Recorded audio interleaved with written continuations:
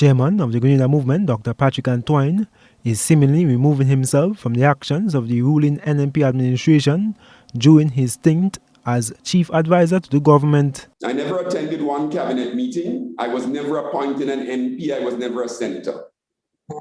As my brother Chester Humphrey and others would have told me back then, the thing about advisors is that you get to advise the thing, but once it leaves your hand, you have no say over what is implemented. And so I didn't have a role over what was implemented. Dr. Antoine is maintaining the stance of being only an advisor on policy options, but never part of the decision making. No, I can't take ownership for everything that the administration did. I can take ownership for the advice that we gave them. If you look at the growth and poverty reduction strategy, I can take advice for what's contained in that. If you look at the manifesto in 2013, and it was not my first manifesto, I contributed to others, not just in Grenada. He says if TGM is given the opportunity in government, their first order of business would be to immediately implement a joint program to get the agricultural sector producing at a tremendously higher level while providing markets locally. How are we going to do that?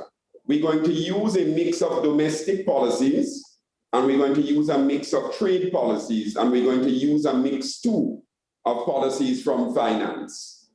We are going to be speaking to these very real measures when we go around the country. That's the first thing. The first thing is to get our productive sectors moving. The TGM chairman says another top priority would be engaging the public sector unions and their issues, if they still exist, to find solutions to them with the understanding of the effects the public sector has on public sector wages. The economist adds that recovering GDP, which currently reflects 2015 levels, would be the other uphill task to overcome. We want to contribute to this growth process by working through the productive sector. So what we're talking about is well thought out, and we've gone now to microscopic detail to talk about what we're going to do and how we're going to do it. I just wanted to say that. But what I've asked you to allow me to say in response to that question is that our country needs healing. Our country does not need healing through prayer, right, by one group.